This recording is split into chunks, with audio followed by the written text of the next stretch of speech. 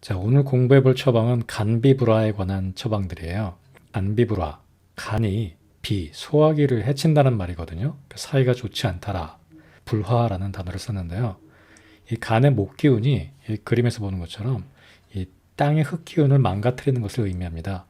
임상적으로는 신경을 너무 많이 써서 기가 울체하고 스트레스를 많이 받았을 때 소화 기능이 망가지고 소화가 안 되고 가스가 차고 이런 여러 가지 소화기 증상으로 나타나는 것을 간비불화라고 해요. 여기 쓰이는 처방들이 많이 있는데요. 대표적으로 4가지 처방을 한번 골라봤습니다. 이 중에서 가장 유명한 것은 소요산일 거고요. 통사요방도 많이 사용되고요. 사역산도 그리고 시오소건산도 많이 사용합니다. 이 간비불화에 사용되는 처방들은 공통적인 구조가 있습니다. 하나는 간기를 풀어주는, 간기가 너무 쌓여가지고 스트레스가 쌓여서 기가 울체된 것을 풀어주는 약들이 한편에 있고요. 또 다른 한편에는 비기능, 망가진 비기능을 도와주는 약들로 구성이 되어 있습니다. 이 간기, 나무 기운이 너무 강한 상황, 이 상황을 풀어주는 약으로는 시호, 그리고 백작, 작약이란 말이죠. 시고 백작약을 주로 사용합니다. 나무 기운을 풀어주는 역할을 하고요. 이 흙을 보호해주는 역할을 하는 약으로는 백출, 소화기를 보호하는 아주 중요한 보약이죠. 간비불화에 사용되는 이 4가지 처방들이 모두 이 큰 흐름을 따라가요. 먼저 시오 백작약에다 당귀를 추가합니다. 그리고 백출에다가 복령, 감초까지 추가하면 백출, 복령, 감초, 인삼만 빠진 사군자탕이 돼요. 사군자탕은 비를 보호하는 아주 좋은 보약이죠. 그래서 이렇게 시오 백작약으로 간기 울결을 풀어주고 또 당귀로 혀를 보호해주는 역할을 합니다. 이 당귀로 혀를 보호해주면 백작약이 뭉친 혀를 잘 풀어지게 할 수도 있고요. 또 여성들의 생리 관련 질환을 치료하는 데 도움이 됩니다. 또 비슷한 처방으로 당귀 대신 천궁을 넣습니다. 그래도 비슷하겠죠. 당귀, 천궁 다 사물탕의 구성약재예요. 당귀, 천궁, 백작 모두 사물탕의 구성약재인데요. 여기서는 당귀를 빼고 천궁을 넣습니다. 이 의미는 뭘까요? 천궁은 당귀에 비해서 좀 더 활혈, 그러니까 뭉친 피, 어혈을 풀어주는 효과가 크고요. 또 표증을 해소하는 효과도 있습니다. 그래서 좀 더 실증에 적합한 처방이 되죠. 그 다음에 백출, 복령, 감초 대신 이건 지금 보제였잖아요. 요약을 다 빼고요. 감초만 놔두고요. 향부자, 그리고 진피, 지각 이렇게 3가지 약을 더 넣었어요. 향부자, 진피, 지각. 감초도 살리고요. 그러면 사군자의 보하는 기능은 떨어졌지만 향부자, 지각, 진피 모두 빵 하고 강하게 뚫어주는 약들이거든요. 그래서 소화기가 상해서 체기가 많이 생기고 이렇게 답답한 상황을 간기를 풀어주면서 소화기에 체기도 풀어주는 그런 처방이 시오소관산입니다. 그래서 임상적으로 실증이면서 스트레스를 너무 많이 받고 가슴이 답답하고 우울증이 생기고 잠을 못 자고 또 생리가 불순해지고 소화가 안 되는 이런 상황에 사용할 수 있는 처방이 시오소관산이에요. 여기 소요산이랑 다시 한번 비교해 보시죠. 당귀만 빠지고 천궁으로 바뀌었습니다. 시오백작약은 기본 약재로 들어가고요. 사군자 대신 향부자, 지각, 진피가 들어갔어요. 소화기에 막힌 것, 체기까지 풀어주는 약이 시오소관산이에요. 그러니까 소요산과 시오소관산을 비교하면 소요산이 훨씬 허증에 가까워졌죠.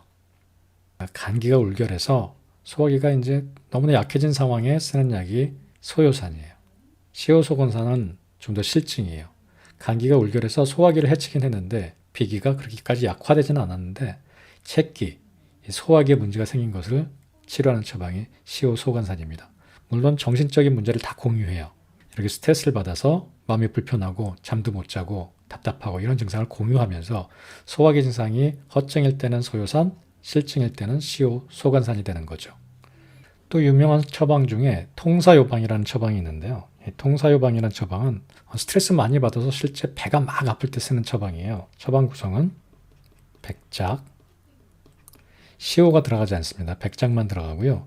요 땅을 보호해주기 위해서는 백출이 들어가요. 그리고 풀어주기 위해서 진피가 들어가요. 이 통사요방은 아까 봤던 시오소관산의 행기제, 그리고 소요산의 백출, 보비제, 그러니까 보하면서 기도 뚫어주는 이런 식으로 처방이 구성되어 있습니다. 시호는 빠지고 백작약만 들었단 말이죠. 백작약은 이게 경련성으로 복통이 일어났을 때 백작약이 그걸 말랑말랑하게 풀어주는 역할을 하거든요. 그래서 시호, 그러니까 열을 풀어주는 건 필요 없고 간열을 풀어주는 건 필요 없고 이렇게 감기가 울결한 상황을 백작약으로만 풀어주는 약이 통사요방입니다. 통사요방은 소화기에 훨씬 더 집중돼 있죠. 백작약으로 풀어주고 백출로 보하면서 진피로 뚫어주는 약이 통사요방입니다. 다음은 사역산인데요. 사역산은 좀 결이 다르죠. 사역산은 시호가 다시 들어갑니다. 그래서 백작과 시호가 다 들어가서 이렇게 간기 울결을 풀어줘요. 나무 기운을 이렇게 잘 흩어주는 거죠. 부드럽게. 그런데 백출, 진피가 들어가는 것이 아니라 지실 그리고 감초가 들어갑니다. 감초는 이렇게 약성을 좋아하는 약으로 볼 때 실제 약 구성 내용은 시호 백작약에다 지실 하나만 더 들어간 약이에요.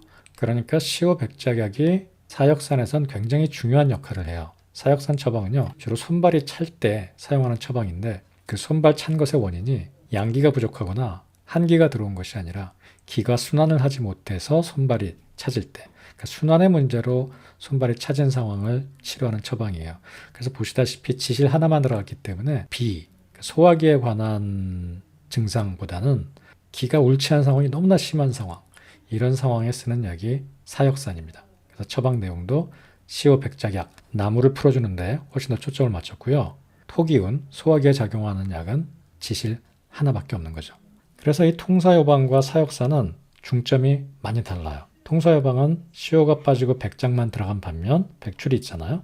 그래서 토를 보호하는 데 더 중점을 준 처방이고요. 사역산은 시호 백작이 다 들어가면서 백출이나 진피가 모두 빠졌죠. 그래서 얘는 목 기운을 도와주는데 훨씬 중점을 둔 처방입니다. 소요산과 시호소관산은 시호 백작약이 모두 들어갔죠. 그리고 공통점이 당귀, 청궁, 보혈, 활혈제가 들어갔어요. 그래서 이 처방들은 생리문제, 여성 생식기질환에 많이 사용됩니다. 그리고 백출복용 감초가 들어갔고 소요산은 시호소관산은 훨씬 기를 뚫어주는 약으로 바뀌었어요.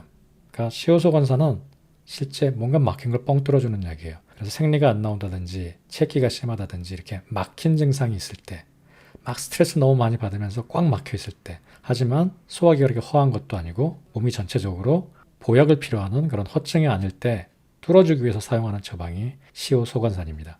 소요산과 시호소관산의 공통점은 당귀청궁이라는 보혈제, 그리고 시호백작약이 들어가서 나무를 이렇게 잘 풀어준다. 소요산은 보토, 흙을 보하는, 보비하는 효과가 강하지만 시호소관산은 오로지 향부자 진피로 뚫어주는 역할만 한다. 그래서 실증에 더 적합한 처방이다. 자, 오늘 간비브라에 관련된 4가지 처방, 통사요방, 사역산, 소요산, 시호소관산 잘 기억하시기 바랍니다. 소요산은 그중에서 특히 많이 사용되고 중요한 약이니까요. 제가 따로 만들어 놓은 소요산에 대한 동영상을 참고하시면 좋겠습니다. 감사합니다.